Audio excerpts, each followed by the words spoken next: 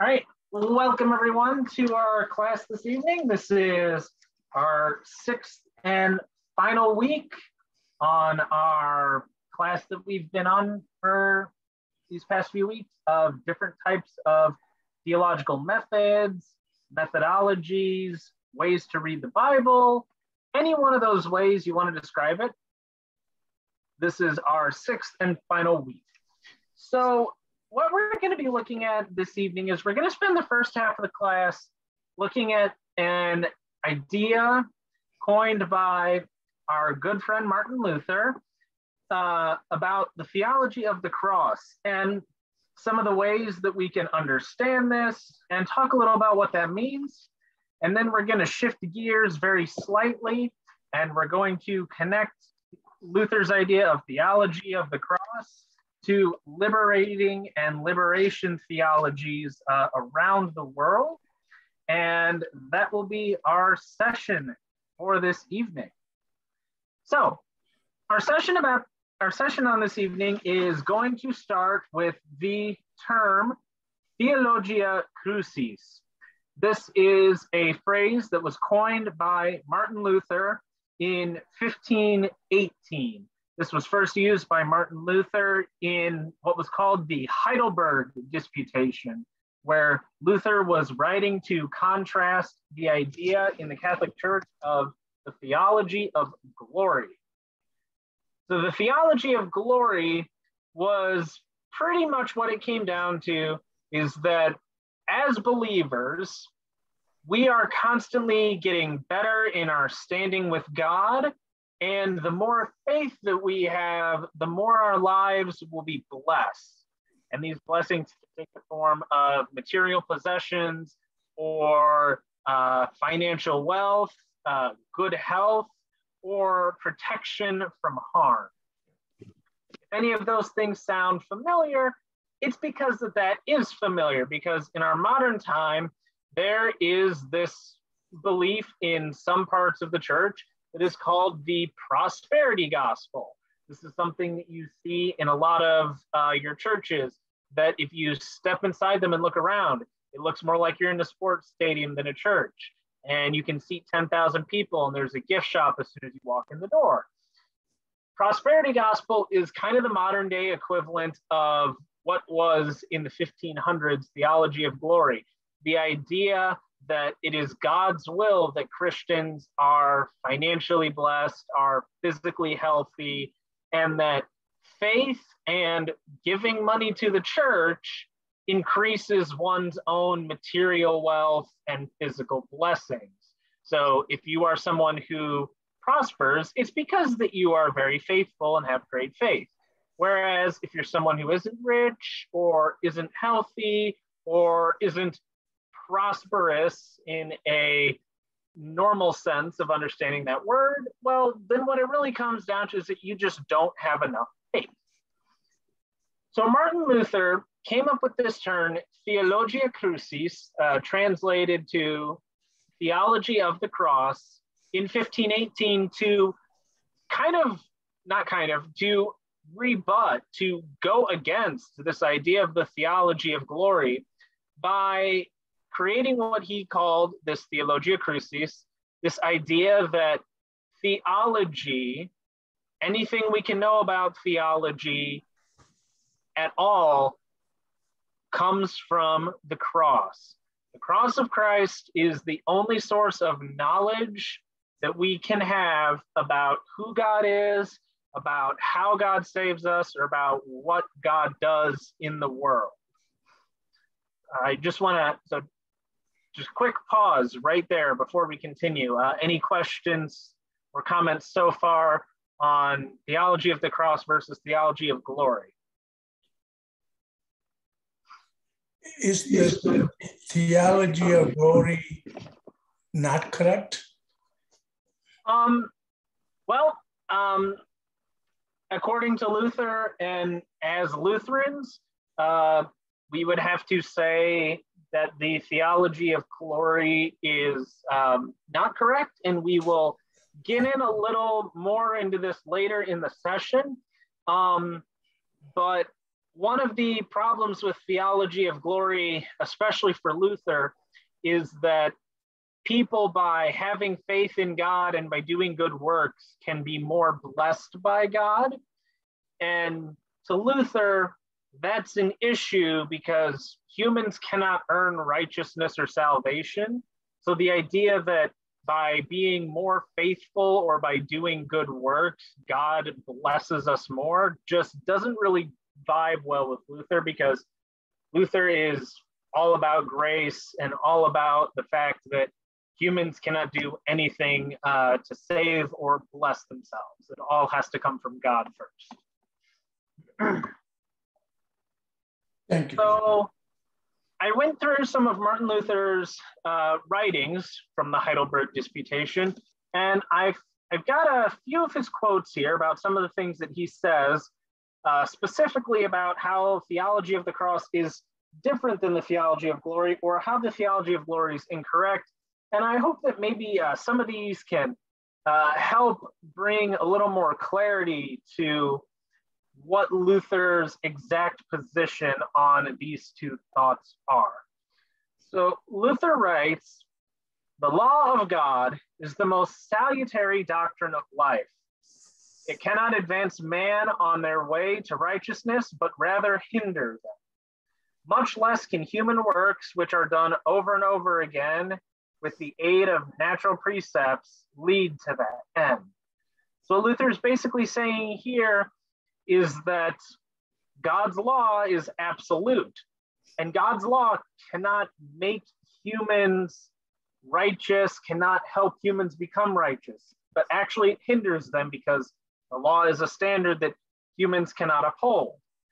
In that same end, any human works that are done, no matter how they're done, no matter in what way that they're done, also cannot get us any closer to God or help us achieve righteousness, because we still, in anything we try to say or do, will be falling short of the law of God.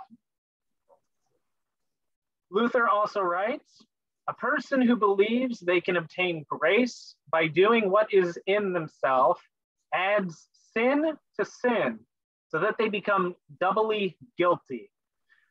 So Luther's not only going against the theology of glory by saying there's nothing you can do that can earn you grace, that can make you deserving of grace, that can make you righteous, but he's taking it a step further to say that thinking that we can do anything that makes us deserving of grace, thinking there's anything we can do that makes us righteous, is also a sin, because we cannot do those things. And if we think that we can, on our own merit, earn any of this from God, that would also be a sin of pride or a sin of hubris, if you would, for Luther. Luther says that one only deserves to be called a theologian who can comprehend the visible and manifest things of God seen through suffering and the cross. This goes back to what theology of the cross is all about. Luther's idea of theology of the cross is that it's the only source that we have of knowledge about God or who God is or how God saves. So by extension, Luther says that you can only call yourself a theologian if you're able to comprehend God and God manifest in the cross, in the death of Jesus Christ. Only through that kind of suffering, death, and being able to see God active and God work in that act can you call yourself a theologian, which is a bit of a bold statement. I'll just say that. And one last quote from Luther I want to bring up before we pause for a little conversation is that Luther says, "The law says, do this, and it is never done. Grace, however, says, believe in this, and everything has already been done." So again, really going up against that idea of whatever we are to do by the law, we cannot do, it is not done. Therefore, theology of glory, the idea that we can be good or righteous by the things we do or by having good faith, is inadequate. It's only by grace of God, the grace of God that works through the suffering and death of Christ, can we know God, be in relationship with God, or have grace from God. I know that that was quite a bit of information, but I'm gonna take a pause because I feel like this is a moment where we might have any questions, comments, or concerns, or anything of the like at this point in time.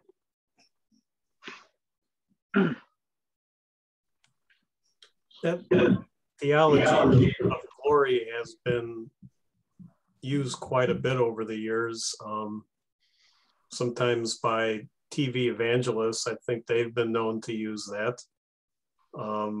And frankly, even here many years ago, not any time recently, I remember hearing some stewardship talk that basically was saying, the more you give, the more you'll get, and it just works. And you know, and I will say I was quite young at the time, and I thought I smelled a rat when I heard that. So apparently I was my instincts were good.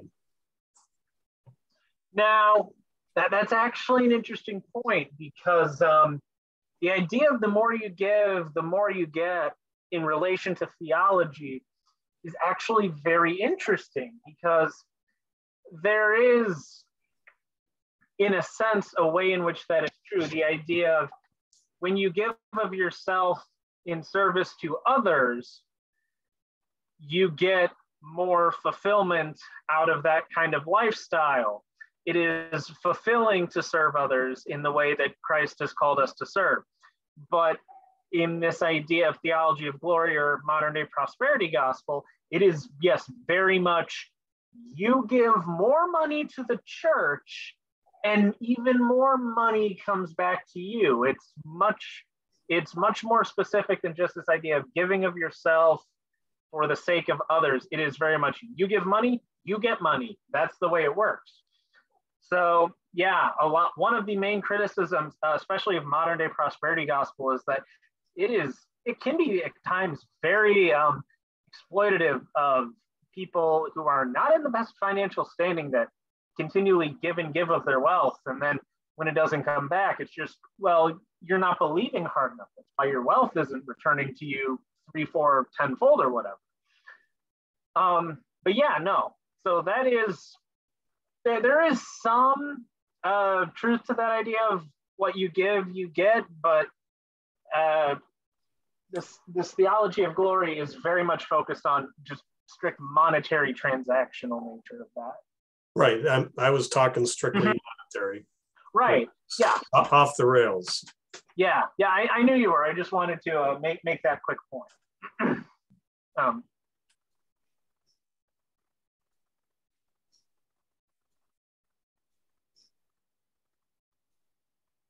Okay. So I guess I want to ask a question. And this is an open question, so anyone feel free to chime in with an answer here, is that we have Luther's theology of a cross, we have this theology of glory. So if we're going with Luther's theology of the cross, if we're going with this idea that no amount of good works can make us righteous, no amount of good works can make us earn God's grace or deserve it, and the thought that any of our good works can make us deserving of grace or righteousness in itself is sinful. Why do we do good works? What is the reason we do good works in this theological system or this understanding? What do we think? It's something we want to do because what God has done for us. Ooh, yeah. Yeah, it's something we want to do because God has done for, yeah, that's a great answer, yeah. So for anyone who wants to do a little free reading on their own, specifically into this question, Freedom of a Christian, a book by Martin Luther, is a great place to go for more about this question. It's a book that's maybe this thick. I don't even think it's 100 pages. It's not long at all. You can read it in a couple hours.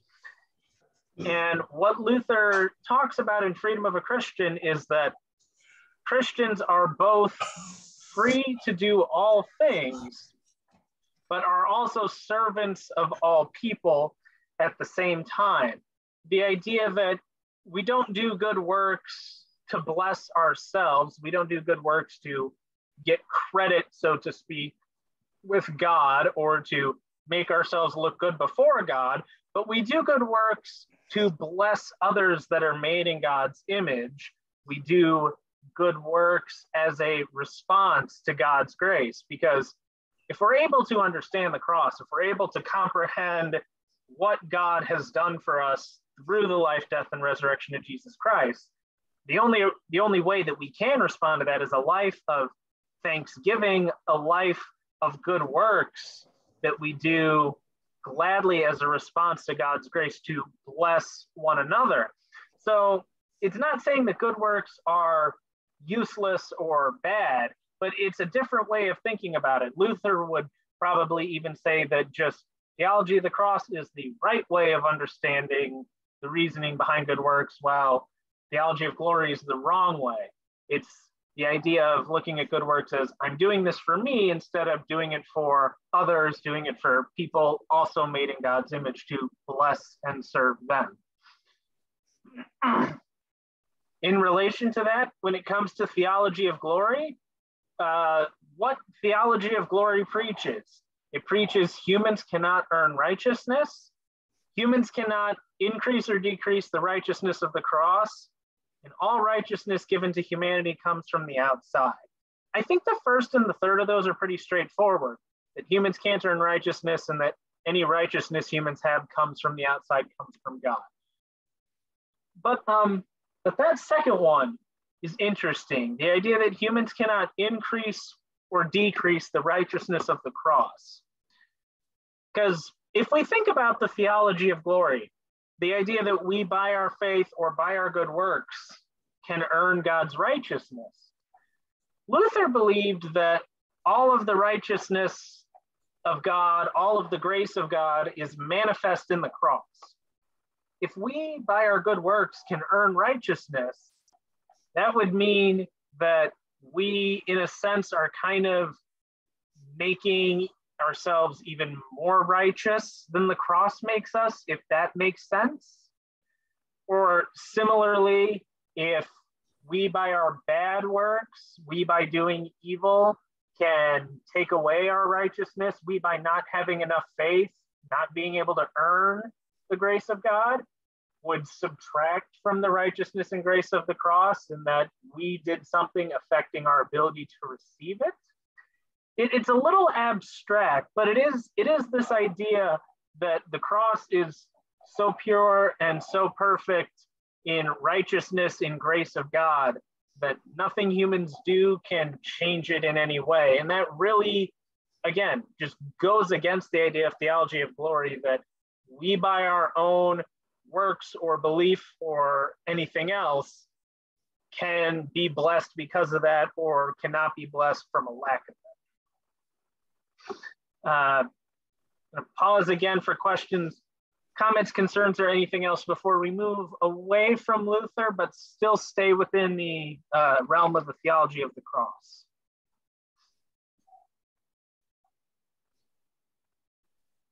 It brought to mind something that I always heard, even as a young child. Good works alone will not get you into heaven. Mm-hmm. Yeah.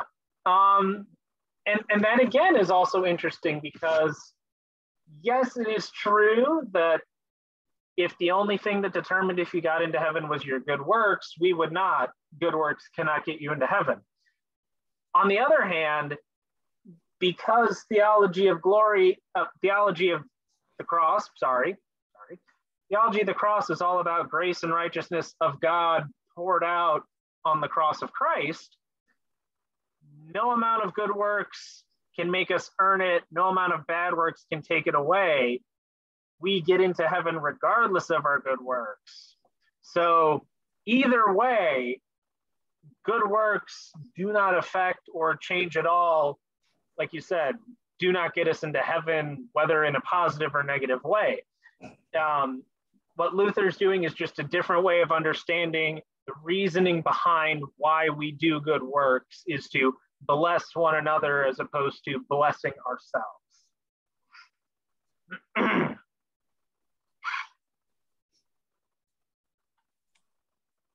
I guess one slight retort to that. I know the letter of James with the infamous quote that faith without works is dead. So that goes a little bit against at least the one extreme thing about having, absolutely no good works, which you mentioned, the negative side of the argument kind of flies in the face of that particular statement. Yep, and that is the main reason why Luther wanted to remove James from the Bible. Luther did not like the book of James at all. But, I think that there can kind of be an argument there, when we think about what Luther says about, when we comprehend, when we understand what God has done for us, our only response is to have a life of thanksgiving, to have a life of good works, to bless one another as a response to God's grace. And in that respect, the idea that faith without works is dead, it would kind of apply to there.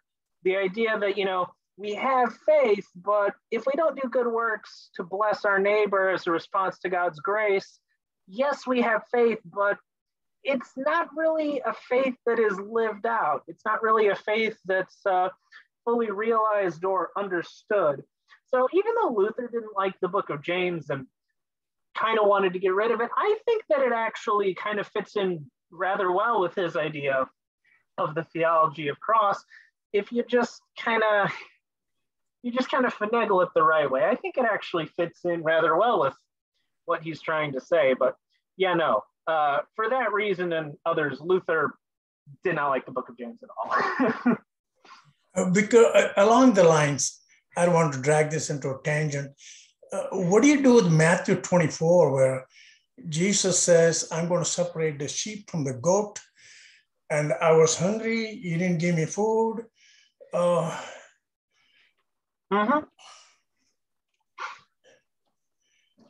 Yeah.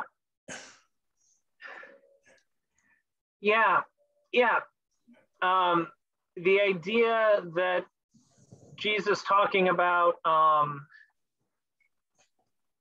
Matthew 25, yes. And again, I find it interesting because verse 40 of Matthew 25, the king, when people say, Lord, when did we see you hungry and feed you? When did we see you thirsty, give you something to drink? When did we see a stranger invite you in? When did we see you needing clothes and clothe you? When did we see you sick or in prison?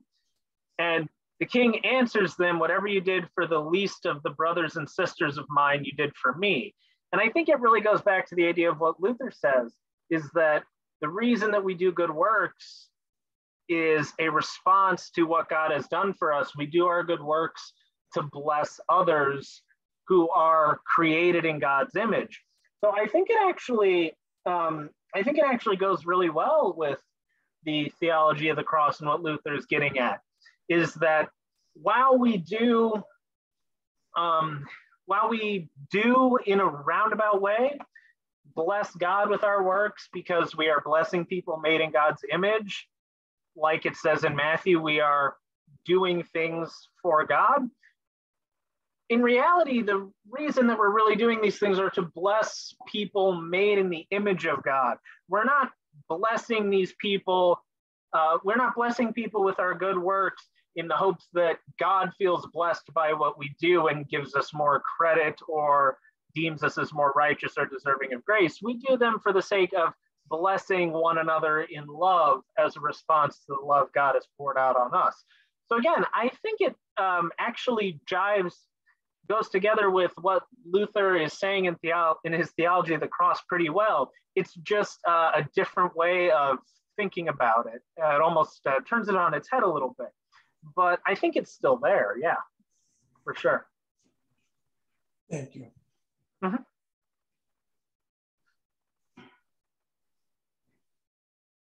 So we're going to stay with this idea of theology of the cross, but we're going to move into the 21st century with it, because there was a professor at LSTC where both myself and Pastor Eric went to seminary, called Vitor Vesthill. Vitor Vesthill was a professor at LSTC up until his passing in 2018. And he wrote this book in 2006, I believe, titled The Scandalous God, The Use and Abuse of the Cross. And basically what this is it's taking Luther's ideas of the theology of the cross and applying them in the 21st century Christian context. So Vitor, in his book, he writes about how Christianity in the last 5 centuries since the Reformation has generally avoided the challenge that the cross poses, meaning that the challenge that the cross has of putting suffering of one another and the challenge of putting love of one another front and center in our faith. Because Vitor writes about how in our culture, in our lifestyle, in our society, we live in a world where we try to avoid suffering as much as possible. And love is also kind of avoided in our society. You know, we were talking earlier in our prayer concerns about the shooting in Texas and the fact that there seems to be an inability among the people who have the ability to make changes to policies that can make these things stop happening. For Vitor, that is a lack of love in our society, the lack of love of people in power having for others to do what they can to protect one another and strengthen one another, look out for one another. So Vitor really writes heavily on this idea that Christianity has really avoided the challenge that the cross poses to us in our faith. Vitor also writes about how the kingdom is actually present in our world right now. It's adjacent to our own reality. But what he says is that the kingdom is hidden from us because it's veiled in the boundaries that we avoid and in the margins we protect ourselves from. The places in society where we don't go. All of these we's, by the way, are not only the church kind of as a whole, but also society as a whole. So like the places where there is heavy poverty, the places where there are heavy crime, the places where people are economically neglected, left out of society through race or religious practices. It's in those places that are called the boundaries and the margins of our world, the places we protect ourselves from, that we stay away from. That is where the kingdom is present in our world, but it is veiled, hidden from Christians because those are the places that we don't go. And so what has happened over time, according to Vitor, is that the symbol of the cross has, over the last 2,000 years of Christianity, it has really made the scandalous nature of Christ's death on the cross and the reality of what the first Christians had to go through in their faith. It's really disappeared because in our modern day, the symbol of the cross, we see a cross necklace or a cross keychain or a cross something. We think Christianity, we think life salvation. It really is far removed from the original nature of what a cross was 2,000 years ago. The suffering and persecution the first Christians had to go through for the first couple centuries. And all of those things have really removed us from the original nature of the cross, a failing to live out, to embrace the challenge of theology of the cross poses to all Christians. And so Vitor's explanation for this, the reason why Christians have failed in this challenge to go to the margins, to go to the places where the kingdom is present but hidden from us, is just a fear of fragility. It's in those places where there is oppression, where there is suffering, that we have to confront and face the reality that life is fragile, that life is mortal, that there is suffering and death imminently present in our world. And this really strongly connects to what we talked about last week when we were talking about Christian existentialism, the threat of, as it was called last week, the threat of non-being, the threat of imminent death is the reason that we have dread in our lives, the reason that we have fear and anxiety. And what Vitor says is, from a theology of a cross perspective, that fear and anxiety that we have to face suffering, to face death, keeps us from embracing and living out the challenge that the cross poses us to confront suffering, to be in those places where suffering and death are active, because that is the place where the kingdom of God is manifested on earth. So I'll put a pause there, let some of those thoughts sink in and hover in the room for a bit. If anyone has any comments or insights on anything or some questions in general, let's just pause for a moment to reflect on any of that.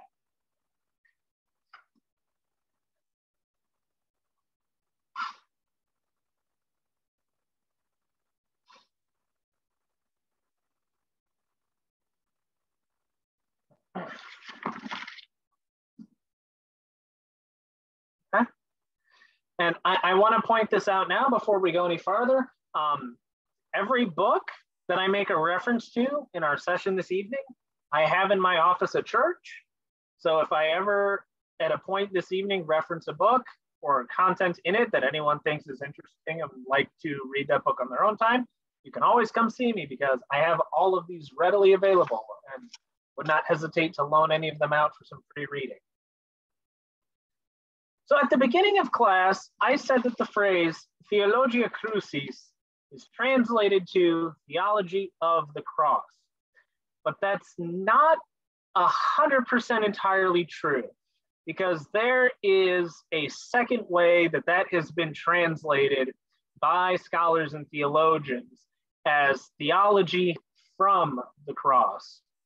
So the difference here is that theology from the cross, what that means is that the most important factor in shaping your understanding, your theological understanding or reading of anything, comes from your social position. So theology from the cross. If you are at the cross, you're coming from the cross, that is where your theology begins.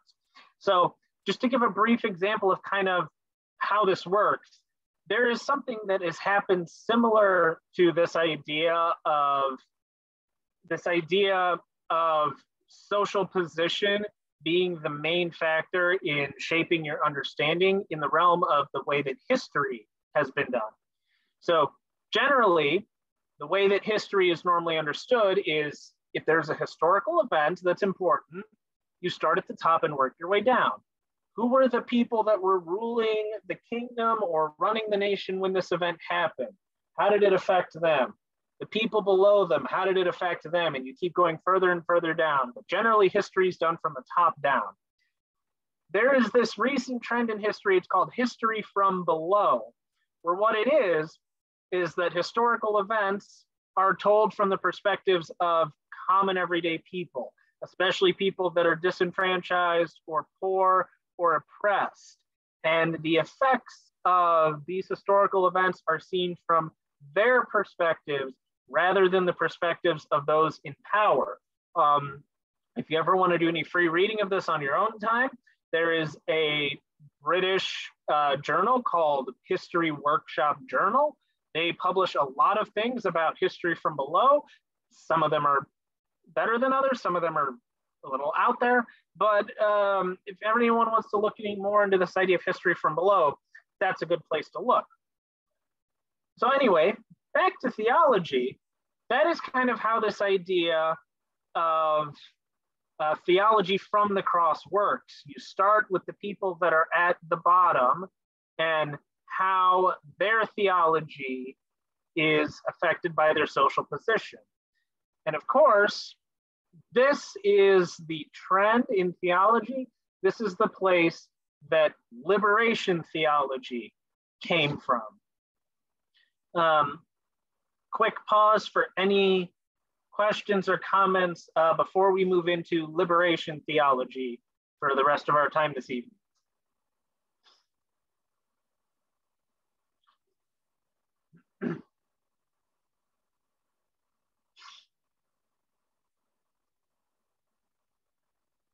Okay, so liberation theology is a theological approach that emphasizes liberation of peoples that are oppressed. It really started to gain some traction in the 60s and then really came into prominence in the 70s in Latin and Central America with the writings of a theologian named Gustavo Gutierrez. Gustavo Gutierrez wrote the text. Hang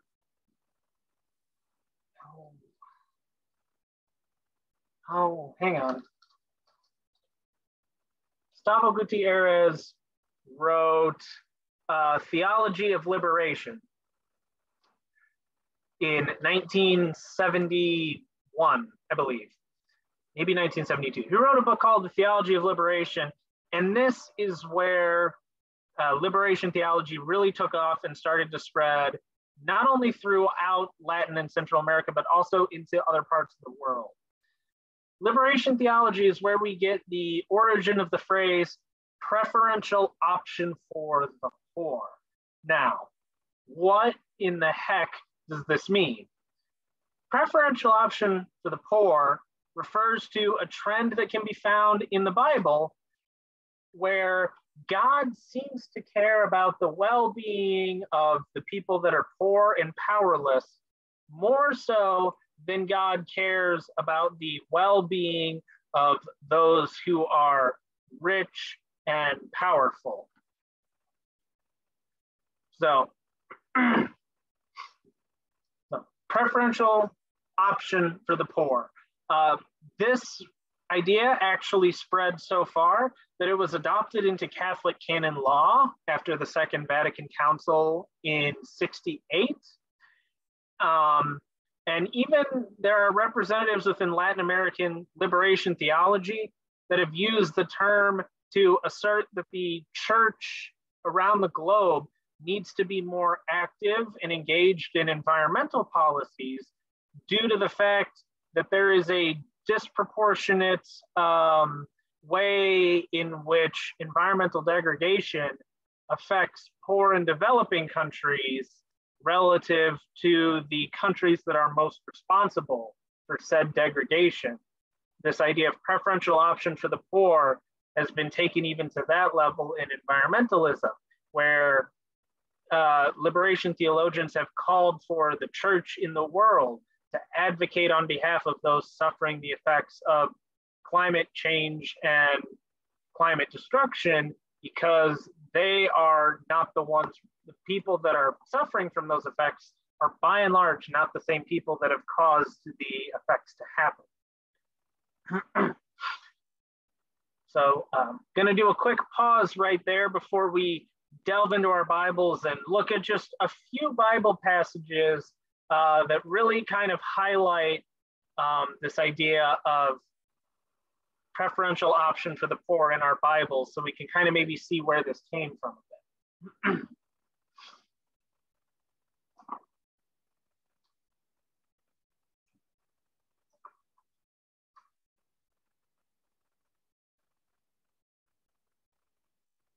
All right, so just to get a bit of an idea of where this preferential option for the poor can be found in our Bibles, there are far more examples than just these that we're going to look at briefly. But I've got 5, and I tried to find ones that are not only in the Gospels. A lot of these things are found in the Gospels, but there is one from the Old Testament, and there's one from even the book of James, which we were ironically talking about earlier. So Tom, could you, and we're just gonna read through all of these real quick, and then we'll talk about them at the end, see if we can find some similar patterns within these verses. So Tom, could you read 1 Samuel chapter 2, verses 4 through 8?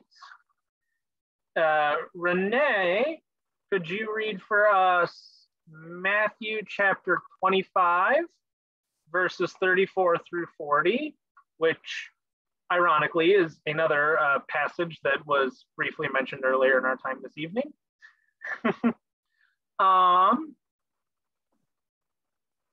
Carol, can you read for us Luke chapter 1, verses 51 through 55?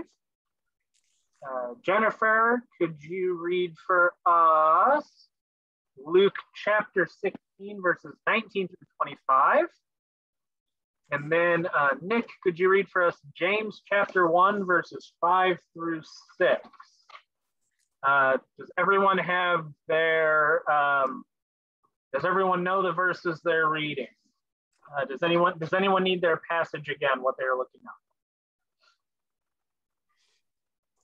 I think I do, because it wasn't listed on here. Yes.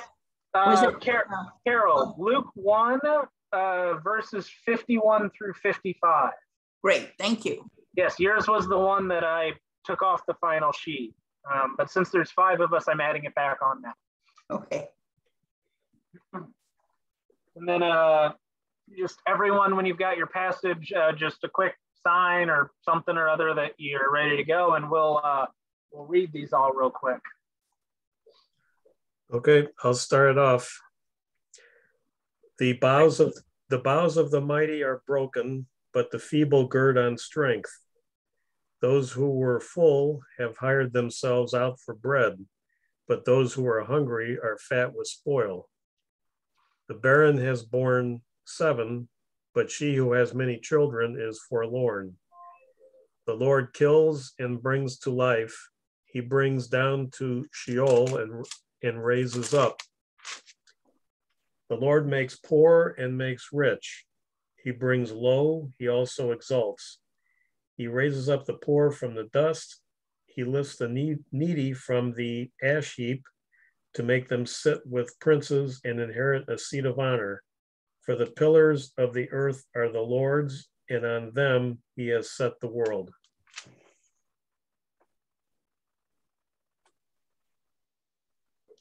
Do you want me to go now? Yeah, go ahead, Renee. Okay, this is 34 through 40.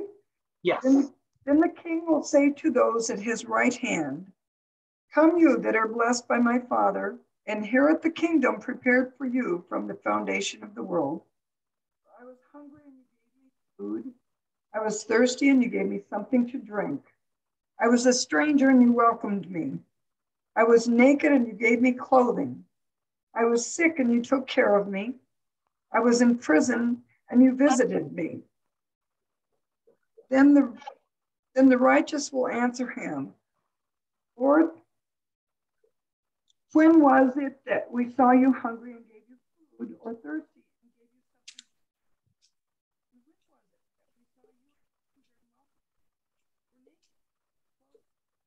And when was it that we saw you sick or in prison and visited you?" And the king will answer them, "Truly I tell you, just as you did it to one of the least of these, who are members of my family, you did it to me." All right. Luke 1, 51 to 55. Yeah, verses 51 through 55, please. He has shown strength with his arm. He has scattered the proud in the thoughts of their hearts.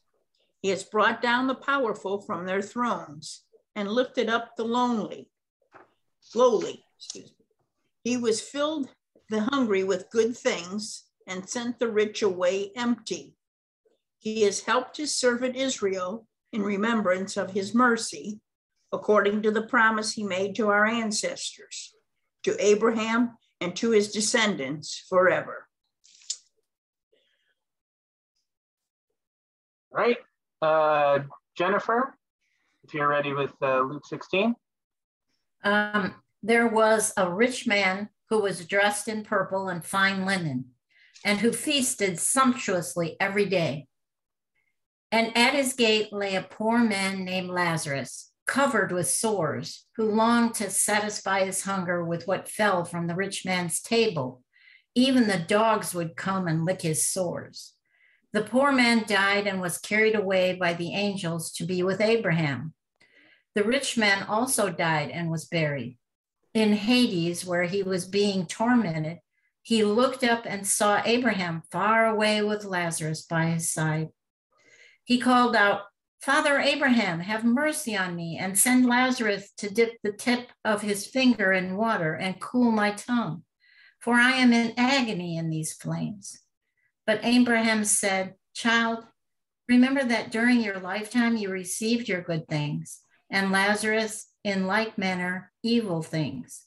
But now he is comforted here, and you are in agony." Thank you. And Nick. James 5:1-6, warning to rich oppressors. Come now, you rich people, weep and wail for the miseries that are coming to you. Your riches have rotted, and your clothes are moth-eaten.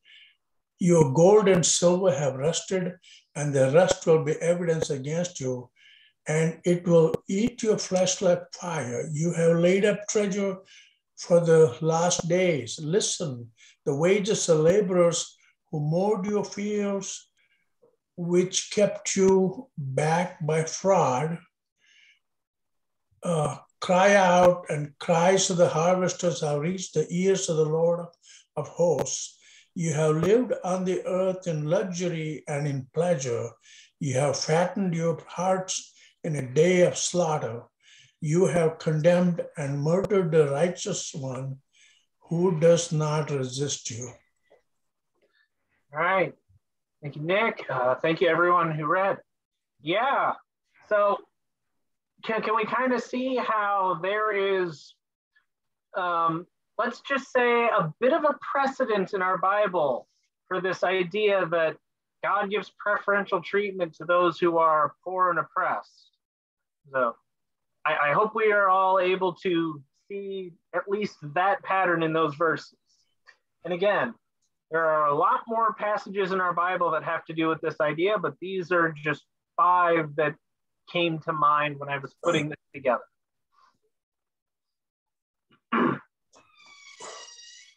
So, if we want to take this a step further, if we think about the passage in 1 Samuel, or we think about the passage in Luke 1, the 2 that aren't narratives or teachings, those are songs that are being sung by who? Angels. Not quite angels. Who is the one that is singing the song in Mark chapter 1?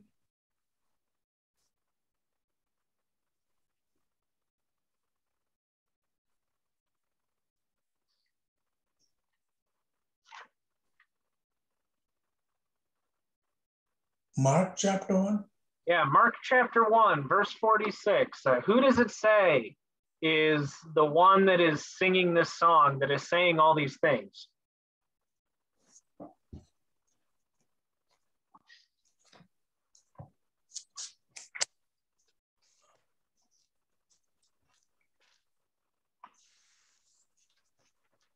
It's Mary.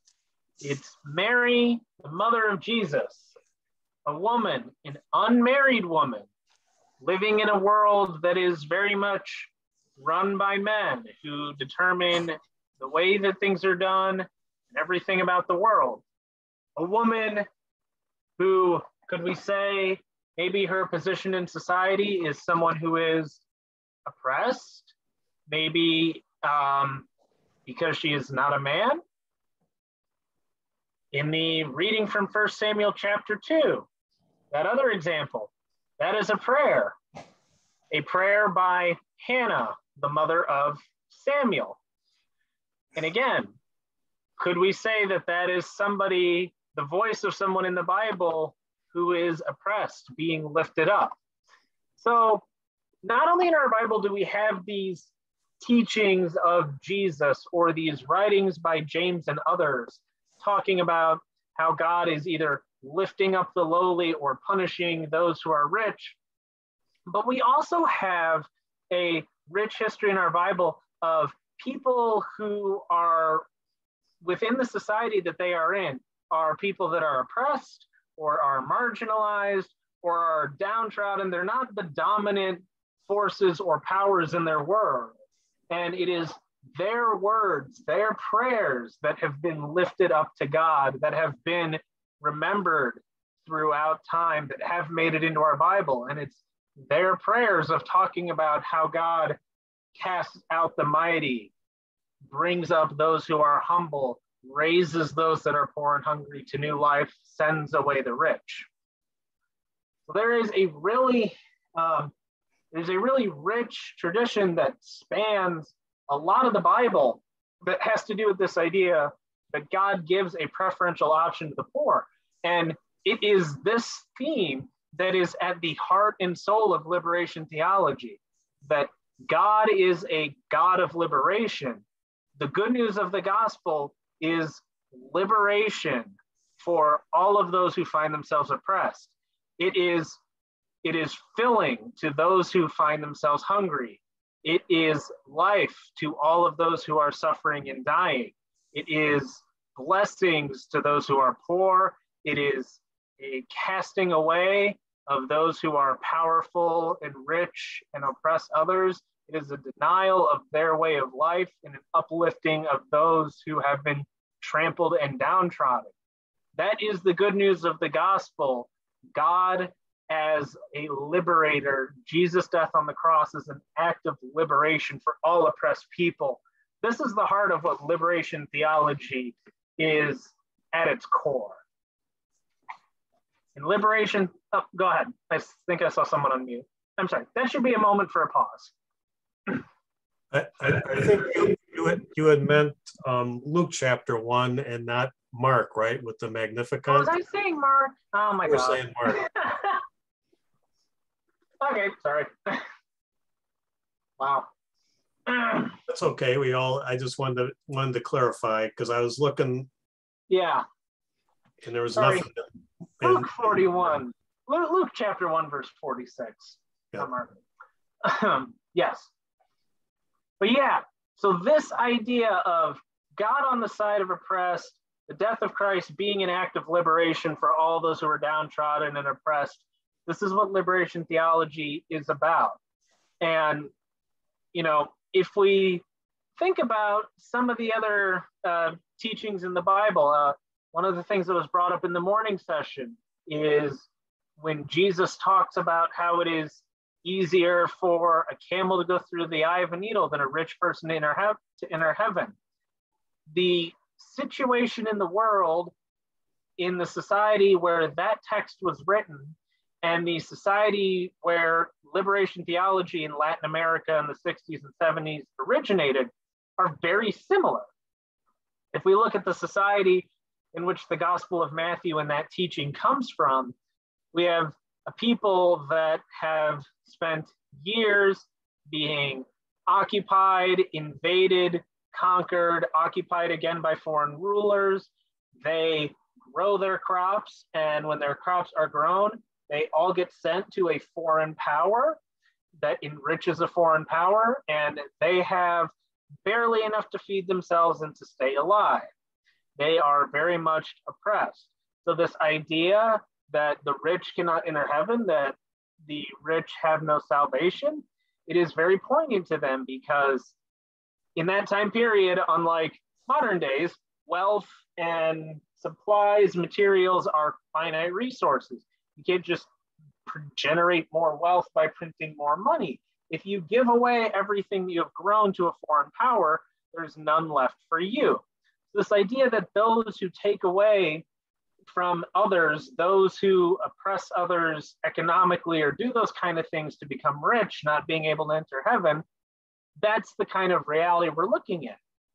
Now, in Latin Central America, especially in the 60s, this is really when they started being heavily under the thumb, especially of the United States and other nations. If we've ever heard the term Banana Republic, Banana Republic isn't just a cool name for a clothing store, but it's actually, oh gosh, I'm just blanking on which country. But anyway, one of the countries in Central America is a Banana Republic because the United States basically says, your country is going to grow and give the United States this many bananas in a year. So let's say you grow 1.5 million bananas in a year. The US takes 1 million of those. You have 500,000 left. That is most of what you are producing being taken by a foreign power, leaving you with little.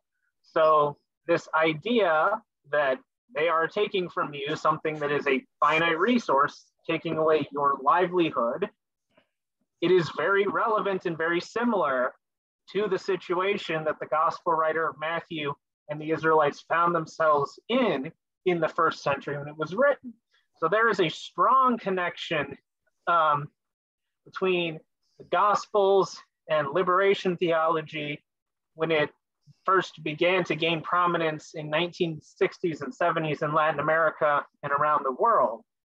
And not only that, there's also a really strong connection between liberation theology and economics for the same reasons, but there's also a very strong connection between liberation theology and history. Again, I talked earlier about how the idea of your social position being the thing that informs your understanding and the idea of history from below. Well, a lot of the people who are commonly left out of history when it's the way that it is done normally, where historical events are focused on the top down, the people on the bottom that are left out of history are the people who are poor, oppressed, living on the margins. Those people whose stories are not told, whose histories are not accounted for, are the same people who are writing, who are doing these kinds of liberation theology. Liberation theology is big in Central and Latin America. How much history about Central and Latin America do we study in the United States? Even in world history classes, it's mostly just US history, European history, and a little bit of Asian history. When we look at places where liberation theology is also really common, we have Black theology in the United States. We have feminist theology, which is Black women doing theology. There is liberation theology that was done in Africa decades ago in the fight against the apartheid system.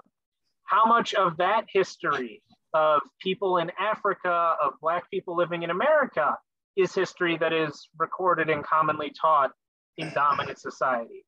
So again, there's a strong relationship between people who do and write liberation theology and history, because it's the same kind of people that are being left out of both.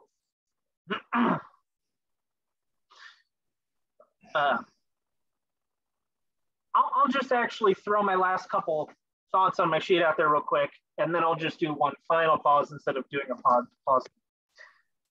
So when it comes to the way that liberation theology is lived out,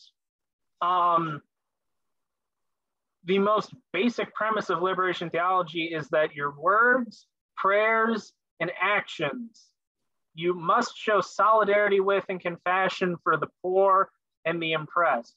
That is a very basic baseline of liberation theology.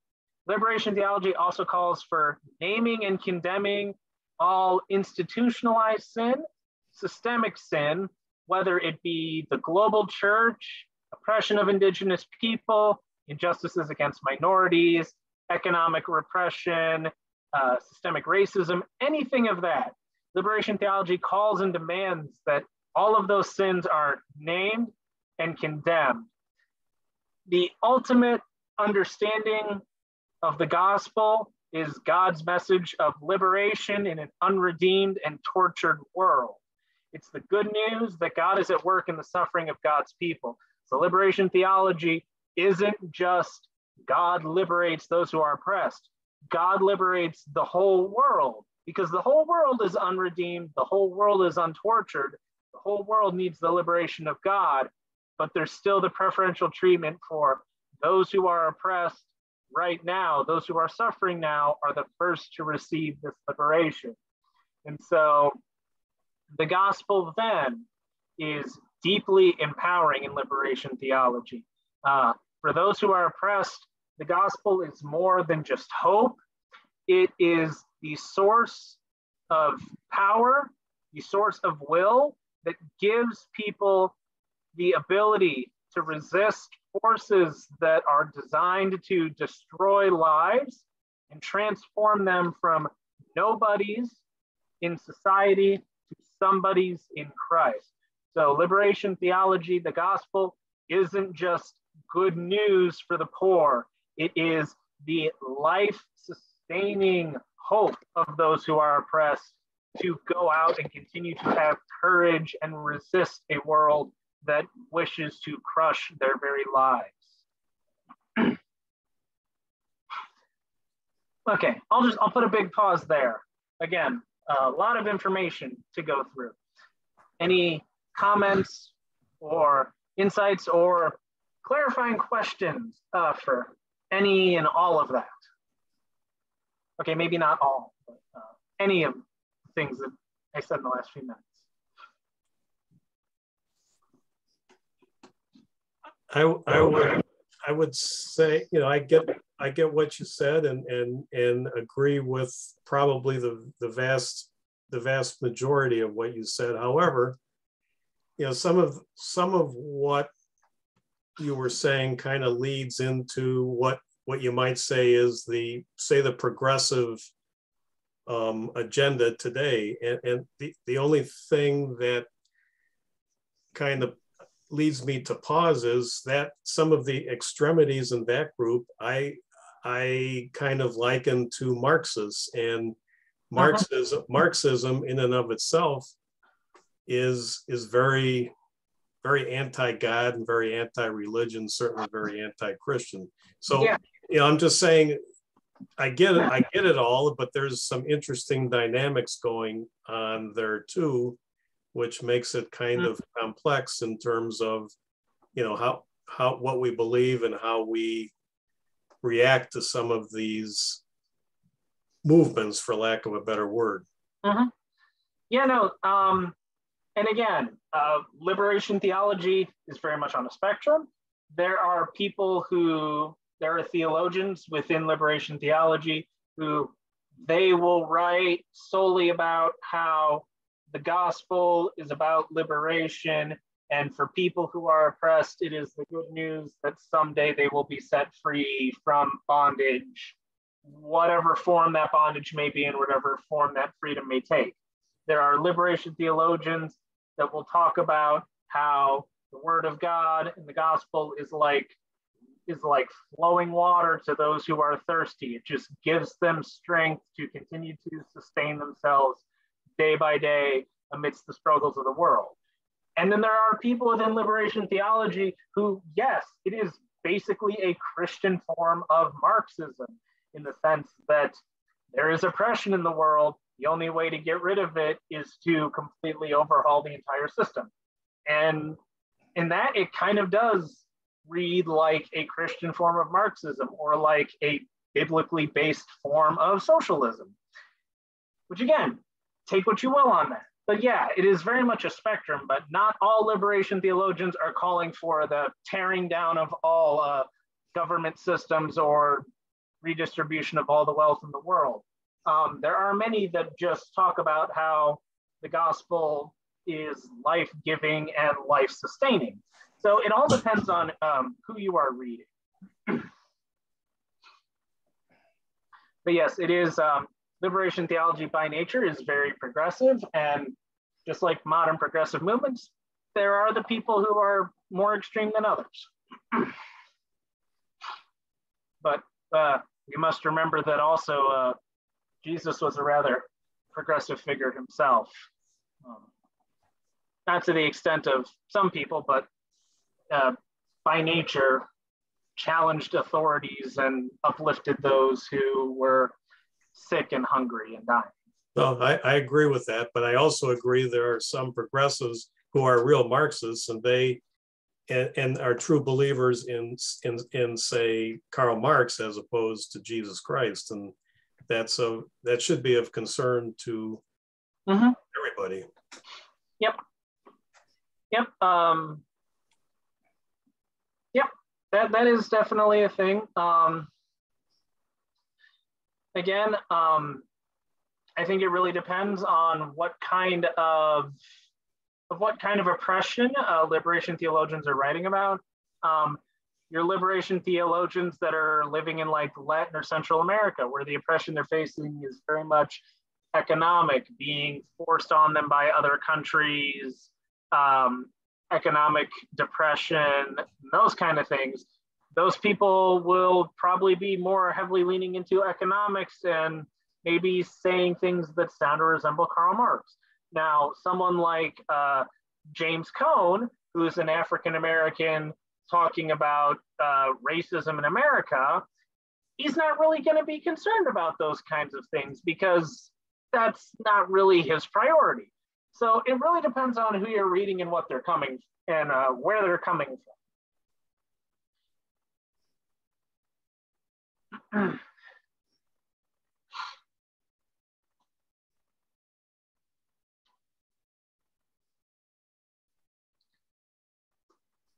Okay, so I see that it is 8:32.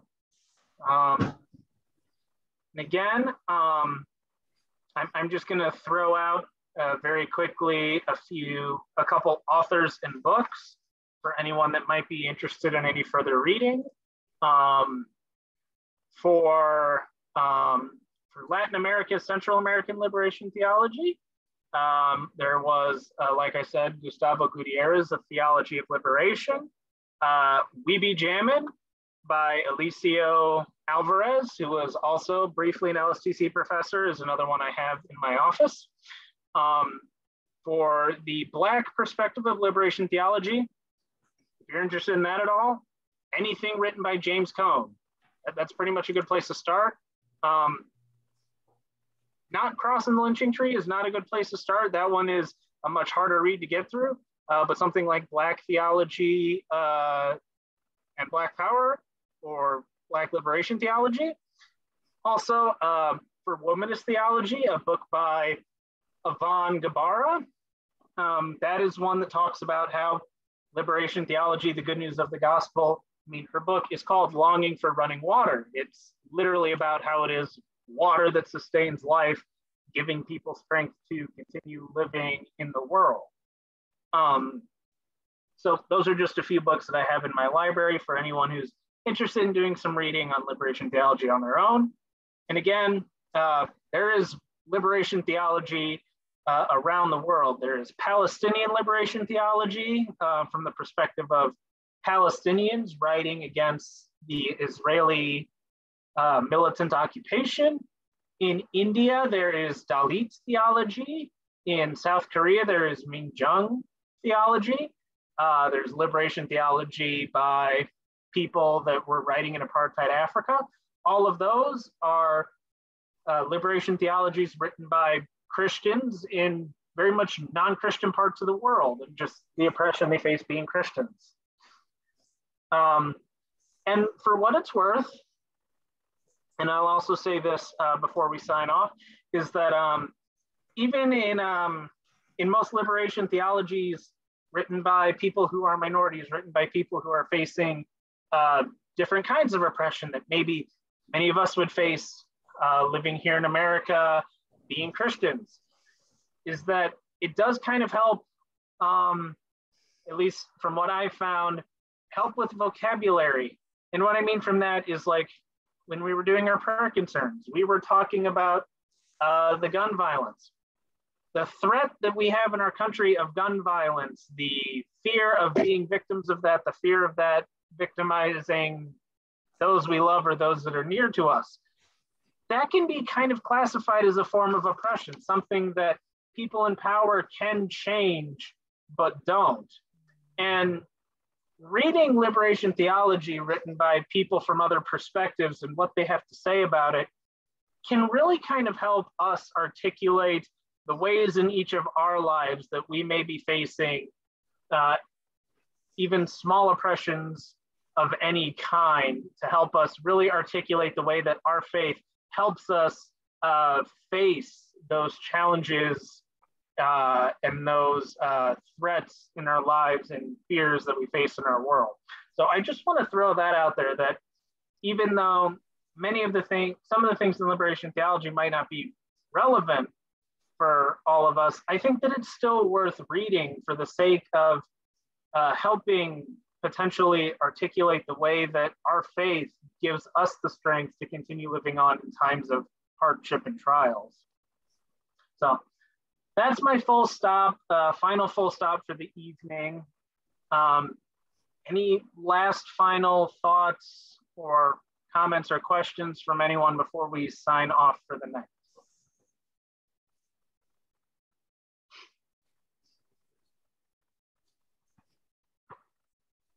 Thank you. Thank you, Vicar, for leading us through this study. Thank you for all coming. Let's pray the Lord's Prayer together, and then I'll stop the recording and we can say a final goodbye, as this is our last adult ed session all together, since we're not going to be doing adult ed for the summer, and when it picks up in the fall, I'll be gone. So let's pray, and then we will say a final good night.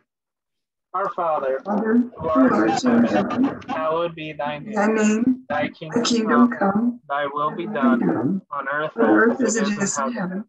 Give us this day our daily bread, and forgive us our trespasses, as we forgive those who trespass against us. And lead us not into temptation, but deliver us from evil. For thine is the kingdom, and the power, and the glory, forever and ever. Amen. Thank you so much. Yeah, thank you everyone for coming out, not just for this one, but also for the Job Bible study that I led back in the fall. Like I said, I'm going to be sending out, hopefully tomorrow, everyone that's in the weekly adult ed email is going to be getting that. Evaluations on my teaching of this. If you attended this one and the Job one, or if you did just this one, or if anyone's watching this only did the Job one and not this one, if you want to fill out one cumulative or one for each session, feel free. So I'm just going to be sending those out tomorrow, looking to have a chance to hear what people's thoughts are and maybe hone in on this a little bit, because before I taught Job in the fall, my entire life experience teaching was one time in high school. I tried to tutor someone in like 7th grade on math, and they did the problem and got it wrong. And my response was, how do you not understand it? It's easy. Well, that's not how you teach. So always looking to continue growing in this skill and sharpening that. So will you be looking for a call at the Indiana Kentucky Synod? Yeah, I'm going to be trying to find a call to get placed. Indiana, I would like to be placed somewhere relatively close to the area, because Ashley teaches at Griffith High School. She likes her job. She likes the position that she has with the classes that she's able to teach. She likes her coworkers. So it would really stink if I had to move away from that. So I know that you can get a teaching job pretty much anywhere, but if we can avoid that, that would just be nice. So we'll just have to see how that goes.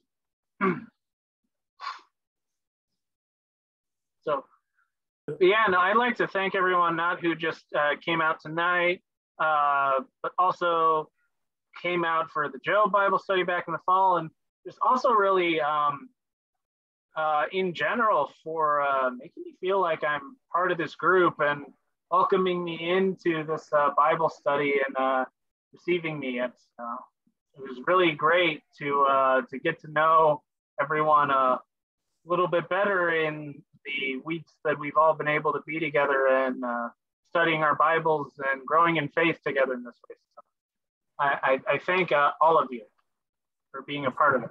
Thank you. I think you've shown you have great potential in this sort of thing. So I hope this will be the beginning of many long studies and fulfilling studies for you over the years. So likewise, I wish the same. Yes, thank you so much, Zach, and good luck to you. Good luck in all your endeavors. Thank you, and the same to everyone else. All right. We'll be seeing you. We're not done with you quite yet. Well, I know, but this is it for Adult Ed Wednesday nights at 7. So. Right. No, I get it. Good night. Good night. Yep. So, good night, everyone. Good night.